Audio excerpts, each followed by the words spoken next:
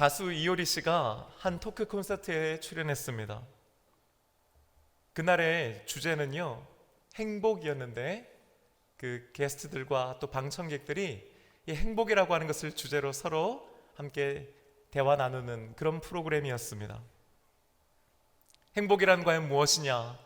그러면 어떻게 하면 우리는 행복할 수 있는가? 다양한 그런 이야기들이 오고 갔어요. 제가 그걸 꼭 보려고 했던 건 아닌데요, 우연히 그 짧은 동영상을 봤는데 거기에 행복에 대해서 사회자가 이제 이효리 씨에게 묻습니다. 행복에 대해서 어떻게 생각하세요? 라고 말이죠. 그러니까 이효리 씨가 이렇게 대답합니다. 저는 행복해야 한다는 생각 자체를 버리기로 했어요. 여러분, 좀 의외의 대답이죠. 그러면서 그 이유를 이렇게 말합니다. 기독교에서 우리는 다 죄인이다라고 하고 불교에서도 다 업보가 있다고 하는데 실제로도 우리가 살면서 알게 모르게 죄를 짓잖아요. 그래서 죄인이잖아요. 죄인이면 죄인답게 사는 거지 뭘 행복하려고 하느냐고 마음 먹었어요. 덧붙여서 내가 꼭 행복해야 된다는 생각을 버리고 그냥 하루하루 속죄하는 마음으로 살아갑니다. 물론 그 뒤에는 장난 섞인 멘트를 해서 회중들을 다 웃게 만듭니다. 그런데요, 저는 그 짧은 동영상에서 이효리 씨가 한 그 말이 너무 마음에 와 닿았습니다. 죄인이면 죄인답게 사는 거지. 하루하루 속죄하는 마음으로 살아갑니다. 이분은 예수를 믿는 분도 아닌데요, 제주도에 내려가 살면서 뭔가 큰 깨달음을 얻은 것이 분명합니다. 오늘 본문 말씀은요, 예수님께서 해주신 비유의 말씀입니다. 성전에 올라가 기도하기 위해 두 사람이 올라갑니다. 한 명은 바리새인이었고 다른 한 명은 세리였습니다. 신앙생활을 좀 오래 해보신 분들은 이 바리새인이 어떤 사람인지 그리고 세리는 어떤 사람인지를 대략 알고 계실 겁니다. 바리새인이란 과연 누구입니까? 당시 이스라엘 사람들이 믿었던 유대교 안에는 여러 많은 종파들이 나눠져 있었습니다. 그 중에서 이 바리새파라고 하는 사람들이 꽤 큰 지분을 차지하고 있었습니다. 바리새라고 하는 말은요, 히브리어로 분리된 혹은 따로 떼어놓은 이라고 하는 뜻을 가지고 있어요. 그러니까 나는 바리새인입니다 라고 하는 의미는 어떤 말이에요? 난 분리된 사람입니다, 난 따로 떼어놓은 사람입니다 라고 하는 의미인 거죠. 그 이름에서도 알 수 있듯이 그들은 첫 번째로 나는 유대인으로서 이방인들과는 분리된 사람입니다 라고 하는 의미를 가지고 있는 거예요. 그런데 그뿐만이 아니었어요. 똑같은 유대인이어도 같은 동족이어도 그 중에서도 특별히 나는 그 사람으로부터도 분리된, 그 유대인들로부터 따로 떨어져 나와 있는 사람입니다 라고 하는 의미를 가지고 있는 거예요. 그러니까 여러분, 상당한 자부심을 가지고 있는 사람들이라는 걸 우리가 알 수 있죠. 이 바리새파가 처음 등장한 것은 주전 2세기 무렵이었는데요, 이때 이스라엘은 연이어 주변 강대국으로부터 침략을 받았습니다. 자연스럽게 이방인들과의 교류가 많아지면서 이방 종교도 들어오고 또 그리스와 로마의 문화들도 막 물밀듯이 이스라엘로 들어오는 때였습니다. 어떻게 됐겠습니까? 사회가 빠르게 세속화되었고 이스라엘 내에 여러 이방 종교들이 막 생기면서 원래 자신들이 믿고 있던 유대교 신앙이 뿌리채 흔들리고 있는 때였던 것이지요. 게다가 유대교 내부적으로는 종교 지도자들이 각종 부패와 비리에 연루되어 있어 그 권위가 완전히 바닥에 떨어져 있던 상태였습니다. 그런 때에 이 유대교 내에서 다시 본질로 돌아가자, 하나님께로 돌아가자, 말씀 중심의 믿음 생활을 하자라고 주창했던 사람들, 들고 일어났던 사람들이 바로 누구였을까요? 그들이 바로 바리새인들이었습니다. 이들은요, 회당을 중심으로 해서 하나님의 말씀을 연구하기 시작했고 그 말씀을 백성들에게 가르쳤습니다. 특별히 이들은 모세오경, 창세기, 출애굽기, 레위기, 민수기, 여호수아 이 5권의 책을 철저하게 믿고 따랐고 그 말씀 그대로를 지키려고 노력했던 사람들이었습니다. 바리새파 사람들은 금세 대중들의 지지를 얻게 돼요. 동시에 사람들로부터 존경받는 사람들이 됩니다. 왜 안 그렇겠어요? 자신들과는 다르게 특별한 사람들이니까요. 더 철저하게 하나님을 믿는 사람들이었으니까요. 처음은 좋았어요. 문제는 시간이 지날수록 이 바리새파 사람들이 율법을 강조하는 나머지 그 율법 속에서 자꾸 뭔가를 덧붙였기 때문입니다. 예를 들면 이런 거예요. 처음에는 그들이 강조했던 율법 중에는 이방인들과 죄인들과 함께 식사해서는 안 된다라고 하는 율법 교양이 있었습니다. 그러니까 바리새파 사람들은 바리새파 사람들끼리만 밥 먹어야 되는 거예요. 여러분, 예수님께서 죄인들과 함께 밥 먹었을 때 바리새파 사람들이 그걸 계속해서 집중적으로 공격한 이유가 바로 거기에 있는 겁니다. 그러니까 죄인들과는 같이 밥 먹으면 안 되는 거예요. 그런데 그것이 시간이 지나면서 어떻게 조금씩 변질되냐면은 죄인들과 같이 한 자리에 서 있는 것도 금하게 됩니다. 그렇게 해서요, 모세오경의 율법도 율법이지만은 특별히 바리새파 사람들이 반드시 이것은 지켜야 된다라고 하는 248개의 항목을 만들고 또 반대로 이거는 절대로 하면 안 된다라고 엄하게 금지한 또 385개의 조항들을 만들어서 총 613개의 율법 조항을 따로 만들어요. 그리고 바리새파 사람들은 그걸 철저하게 지키는 겁니다. 그리고 613개 중에 단 한 가지라도 지키지 않으면 죄인으로 낙인 찍어 버리는 거예요. 반면에 세리는 어떤 사람입니까? 오늘날로 치면은요, 세금을 걷는 사람입니다. 좋은 직업이라 할 수 있죠. 그런데요, 당시 이스라엘 사람들에게서 세리는 하여튼 세상에 있는 욕이란 욕을 다 먹는 존재들이었어요. 어느 정도냐고 하면요, 성경에서 세리는 창녀와 동급으로 취급받습니다. 본인은 물론이거니와 그 가족들도 미움과 경멸의 대상이 되었어요.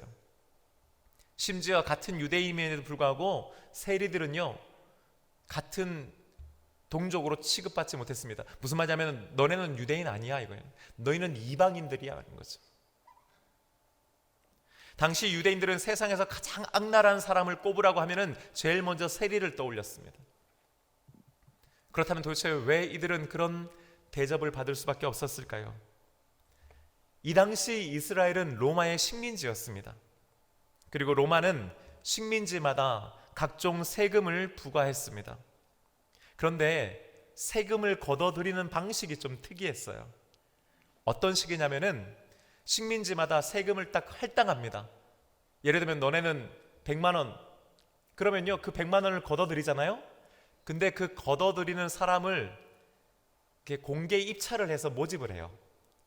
그래서 세관장이라고 하는 사람들한테 그 세금을 걷어들일 수 있는 권리를 돈을 받고 파는 겁니다. 그러니까 100만 원을 일단 먼저 받고 시작하는 거예요. 자, 그러면은 그 세관장들은 100만 원보다 적게 낼까요? 아니면 100만 원을 낼까요? 100만 원보다 더 많이 낼까요? 입찰 받으려면은 당연히 더 많이 내야 되지 않겠습니까? 그러니까 서로 경쟁이 붙어서 점점점 더 많은 금액을 내고 그 세금 걷는 권한을 사는 거예요. 그리고 이제 자기 나라로 돌아가서는 자기 밑에 여러 많은 세리들을 두는 겁니다.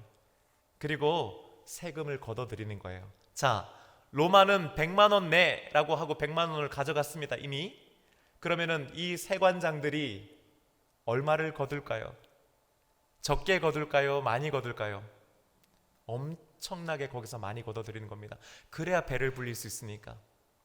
그러니까 로마가 세금 내라고 하는 것도 싫었지만은 로마의 앞잡이가 되어서 같은 동족에게 수배 또는 수십 배를 걷어가는 세리들은요 말 그대로 나쁜 놈들이었던 거죠. 좋아할 수가 없었던 겁니다. 유대인들에게 있어서 동족인 세리들은요, 로마보다 더한 혹은 더 악랄한 존재라고 하는 평가를 받게 되는 이유가 바로 여기에 있는 겁니다. 왜 우리들도 예전에 일제강점기 때 어른들 얘기를 들어보면요, 일본 헌병보다 더 무섭고 악랄하다는 평가를 받은 사람들이 조선인 헌병들이었다고 합니다. 같은 동족인데 더한 거예요. 그들이 바로 세리들이었습니다. 주님은 비유를 통해서 당대의 의인이라 여겨졌던 백성들의 지지와 존경을 받던 바리새인 한 명과 동시에 죄인 중 죄인이요 백성들의 미움과 경매를 받았던 세리 한 명을 두고 비유의 말씀을 가르쳐 주시는 것입니다. 공교롭게도 그들은 같은 시간 성전에 기도하기 위해 올라갑니다. 먼저 바리새인이 기도합니다. 그는 일단 따로 서서 기도해요. 11절과 12절의 말씀입니다. 바리새인은 서서 따로 기도하여 이르되 하나님이여 나는 다른 사람들 곧 토색, 불의, 간음하는 자들과 같지 아니하고 이 세리와도 같지 아니함을 감사하나이다. 나는 일해에 2번씩 금식하고 또 소득의 11조를 드리나이다. 아멘. 그런데 여러분, 이 내용이 이게 기도가 맞긴 맞는 겁니까? 기도라고 하긴 하는데 형식은 감사의 기도의 형식을 띠고 있는데 내용이 좀 이상하죠. 일단 그는 크게 2가지를 말합니다. 첫 번째, 나는 토색, 즉 남의 것을 빼앗지는 않습니다. 불의, 간음하지 않습니다 하는 거예요. 2번째는 반대로 나는 금식과 11조를 하는 사람입니다 하는 얘기죠. 전형적으로 바리새파 사람들의 생각이고 논리였습니다. 나는 하지 말아야 될 것을 절대 하지 않습니다. 그리고 나는 해야 되는 것은 반드시 합니다. 이런 얘기예요. 그걸 기도한 거예요. 겉으로 보기에는 문제가 없습니다. 물론 말하는 것이 좀 얄밉기는 하지만 그래도 뭐 이렇게 기도할 수 있을 것은 같아요. 이 정도면 믿음이 좋은 사람이구나, 의로운 사람이구나 할 만합니다. 그런데 여기에 결정적인 문제가 있습니다. 그가 자신의 의로움을 부각시키기 위해 선택한 방법 말입니다. 그의 기도 내용 중에는 이런 말이 있습니다. 나는 다른 사람과 같지 아니하고. 그는 자신의 의로움을 드러내기 위해서 다른 사람을 세웁니다. 그리고 그와 비교합니다. 좀 더 엄밀하게 말하면요, 비교하는 것이 아니라 그 사람들을 이용하고 있죠. 특히 지금 멀찍이 떨어져서 기도하고 있는 저 죄인, 저 세리를 이용하고 있는 것입니다. 그는 지금 신이 났습니다. 기도하는데 자신감이 넘칩니다. 왜요? 옆에 자신과는 비교조차 할 수 없는 세리가 서 있기 때문입니다. 아니요, 세리와는 비교할 수도 없이 의로운 삶을 자신은 살고 있다고 믿었기 때문이지요. 그가 세리와 자신을 비교하는 이유는 무엇보다도 자신의 의로움을 더욱 드러내기 위해서입니다. 세리가 옆에 서 있으면 내가 더 빛이 난다는 것을 그는 잘 알고 있었던 겁니다. 또 다른 한 가지 이유가 있습니다. 저는 이것이 더 중요하다고 생각하는데요, 그것은 바로 자신의 죄를 은폐하기 위해서였습니다. 제 아무리 바리새인이라 할지라도 그가 완벽할 수는 없겠지요. 완전한 사람이 어디 있습니까? 오히려 복음서의 말씀을 보면요, 예수님께서는 일찍이 바리새인들의 위선과 저들의 감추어진 죄악을 신랄하게 지적하셨습니다. 예수님께서는 바리새파 사람들을 향해서 회칠한 무덤, 독사의 자식들이라고 하는 통렬한 비판을 가하셨습니다. 뿐만 아니라 생명보다는 율법을 중시하는 저들을 자주 꾸짖으셨습니다. 주님이 보시기에 저들은 겉으로 보기에는 멀쩡하고 겉으로 보이기에는 의로워 보이나 그 마음으로는 간음하는 자들이요, 마음으로는 살인하는 자들이요, 위선자들이요, 의인 같은 죄인이었던 것입니다. 그렇기에 바리새파 사람들이 선택한 아주 효과적인 방법이 있었습니다. 그것은 바로 옆에 세리 같은 사람들을 세우는 것입니다. 계속해서 죄인들 옆에 서는 것입니다. 세리와 나란히 서 있을 때 모두가 손가락질하는 그 죄인과 함께 서 있으면 상대적으로 바리새파 사람인 자신은 더욱 의인으로 드러날 뿐만 아니라 자신에게 있는 잘못은 가리워지는 효과가 있었다는 말입니다. 그러면서 자신들은 늘 언제나 스스로를 의롭다고 여겼습니다. 언제나 다른 사람 혹은 특별히 자신보다 못한 사람들을 옆에 세워놓고 그 사람들을 보면서 나는 저 사람보다는 나는 저 사람과는 달라, 나는 저렇게 말하지 않아, 난 저렇게 행동하지 않아, 그러니 나는 괜찮은 사람이야 라고 스스로를 안위했던 사람들이 바로 바리새파 사람이었습니다. 어떻게 보면은 좀 치사하고 비겁한 방법이라고 생각할 수 있습니다. 그런데 여러분, 우리도 이런 방법 때로 사용하고 있지 않습니까? 제가 지금 여러분에게 당신은 죄인입니까? 라고 물어본다면 여러분은 어떻게 대답하시겠습니까? 여러분은 죄인이십니까?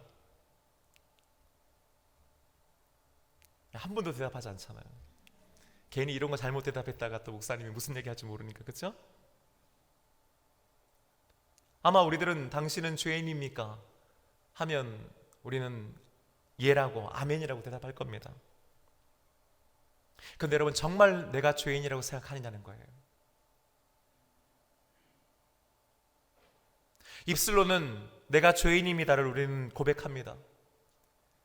여러분, 대표기도 하시는 장로님들, 또 권사님들, 안수집사님들 기도하면 늘 빠지지 않는 레파토리 중에 하나가 죄인입니다라고 하는 고백 아닙니까? 근데 정말 그렇게 생각하냐는 거예요. 정말 거기에 동의하냐는 거예요. 말로는 그렇게 얘기하고 기도할 때는 그런 문장을 사용하지만은 마음속 한 구석으로는 도대체 내가 왜 죄인이야? 그 고백이 불편하게 들리지는 않습니까?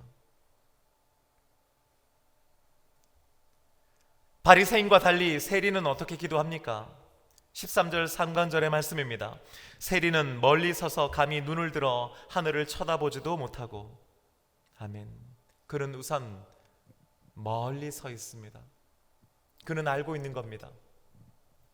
다른 유대인들과 함께 서 있을 자격조차 없다는 것을, 가뜩이나 같은 시간에 옆에 서 있는 그 바리새인 곁에 서 있기는 도저히 불가능한 존재라고 하는 것을 그는 알고 있었습니다. 그는 감히 눈을 들어 하늘을 쳐다보지도 못했다고 성경은 기록합니다. 한글 성경은 단지 그렇게만 표현했지만은 이 원문을 조금 더 구체적으로 살펴서 해석해 보면은 사실은 이런 의미입니다. 눈을 들지도 못했을 뿐만 아니라 그렇게 원하지도 않았다. 무슨 말입니까? 감히 눈을 들어 하늘을 우러러 볼 엄두조차 내지 못했다는 말입니다.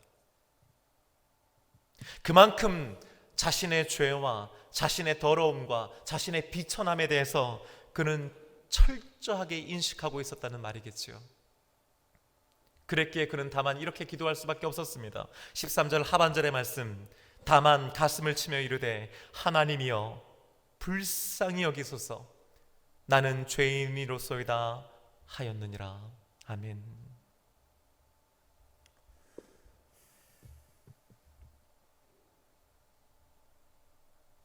그는 제가 저 바리새인보다는 죄인입니다라고 말하지 않았습니다.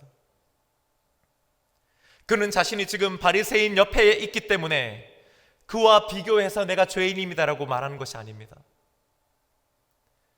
그는 정말로 자신이 죄인임을 인정하고 고백하고 있는 것입니다. 그는 자신이 세리가 된 어떤 환경을 탓하지 않습니다.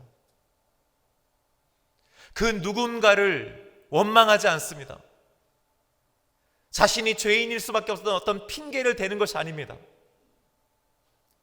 고개를 들어 감히 하늘을 우러러볼 용기조차 없지만은 다만 가슴을 치고 부끄러워하면서도 자신이 죄인임을 깨끗하게 그리고 용기 있게 고백합니다. 하나님이여, 불쌍히 여기소서, 나는 죄인입니다. 이 얼마나 간단한 기도입니까? 동시에 이 얼마나 처절한 간구입니까? 그는 자신이 죄인임을 알고 있습니다. 죄인이기에 자신이 앞으로 하나님의 심판을 받게 될 것도 알고 있습니다. 그 결과 그가 선택한 것은 자신의 죄를 부정하거나 하나님의 심판 따위는 없다라고 하는 그런 불신앙이 아니라 오히려 불쌍히 여겨 주옵소서, 자비를 베풀어 주옵소서를 선택한 것입니다. 하나님께서 불쌍히 여겨주시지 않으면 저는 어떻게 해볼 도리가 없습니다라고 그는 고백하고 있는 거예요. 한마디로 뭡니까? 하나님 살려주옵소서 하는 거예요. 하나님 도와주시옵소서 하는 겁니다. 설교를 시작하면서 제가 했던 그 이유리 씨가 했던 말 여러분 기억나십니까? 실제로도 우리가 살면서 알게 모르게 죄를 짓잖아요. 그래서 죄인이잖아요. 죄인이면 죄인답게 사는 거지. 바리새인과 세리, 이 둘 중 누가 죄인입니까? 누가 죄인답게 사는 겁니까? 가끔 여러분 집안에서 배우자들과 다툴 때가 있지요? 가끔 사소하게 이야기하다가 말다툼이 되고 어쩔 때는 큰 소리가 날 때도 있지 않습니까? 그때 상대적으로 큰 소리를 내는 사람의 논리가 뭡니까? 어떨 때 우리는 큰 소리를 냅니까? 뭐라고 큰 소리를 냅니까? 나는 당신과 달리 이런 거는 안 하잖아. 반대로 나는 당신과 달리 그래도 이런 건 하잖아. 내가 다 잘했다는 건 아니야. 나도 잘못했지. 하지만 당신이 더 잘못한 거 아니야? 나는 적어도 당신처럼은 말 안 해. 나는 적어도 당신처럼 그런 행동은 하지 않아. 여러분, 왜 점점 다툼이 심해져요? 왜 서로 언성이 더 높아집니까? 두 사람이 번갈아 가며 이렇게 말하기 때문입니다. 다시 한번 여러분 여쭤볼게요. 여러분은 죄인입니까? 여러분은 죄인답게 사십니까?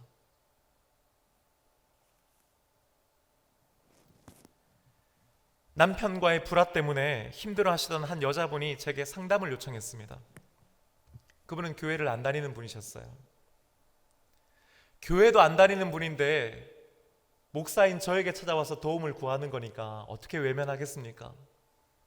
그분과 앉아서 한 4시간을 그분 얘기를 들어드렸습니다. 그분 얘기를 들어보니까요, 그 남편은 세상에 둘도 없는 나쁜 놈이에요.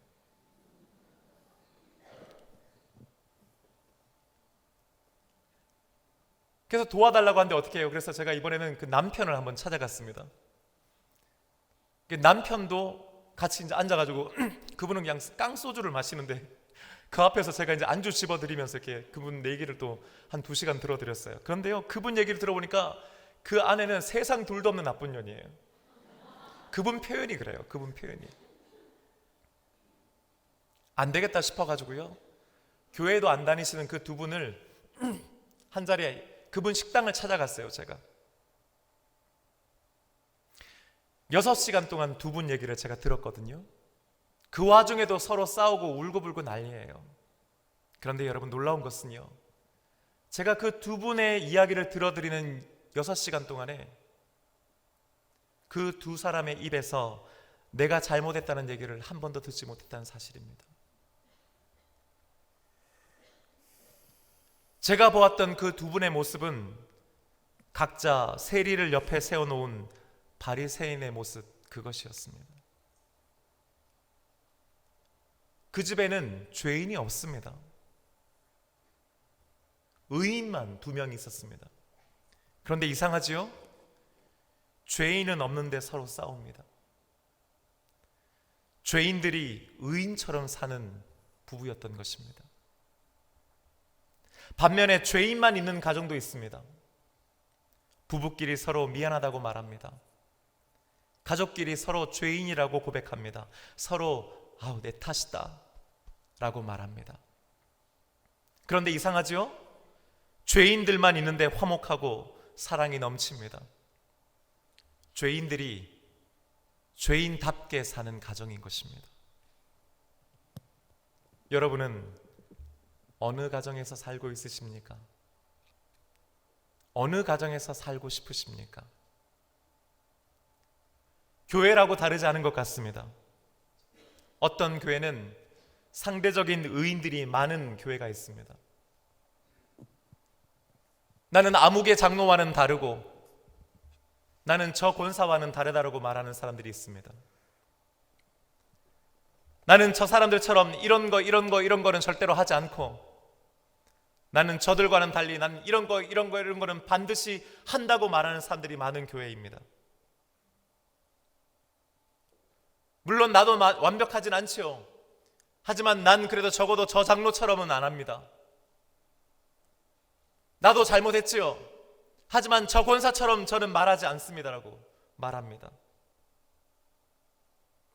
하나님 앞에서는 기도할 때는 죄인이라고 눈물 흘리면서 기도하지만은 정작 사람에게는, 성도들에게는 자신이 죄인이라고 인정하지 않습니다.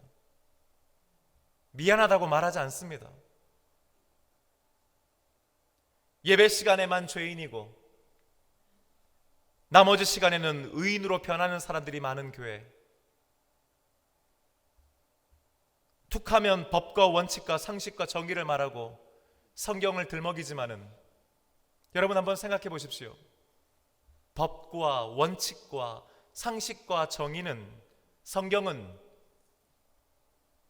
죄인이 가지고 흔들 수 있는 것이 아닙니다. 그것은 자신이 의롭다고 여기는 사람들이 자신의 의로움을 증명하고 나타내고 주장하기 위해 흔드는 것들입니다.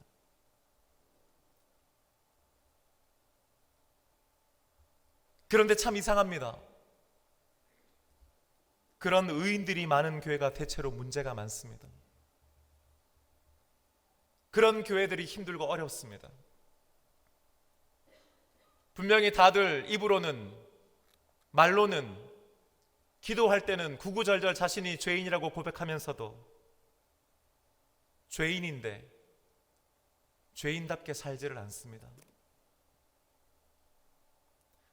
반대로 절대적인 죄인들이 많은 교회도 있습니다. 하나님, 나를 불쌍히 여겨 주옵소서. 내가 죄인입니다. 이런 고백을 하는 사람들이 많은 교회는 비단 하나님께만, 예배 시간에만, 기도할 때만 자신이 죄인임을 고백하지 않습니다.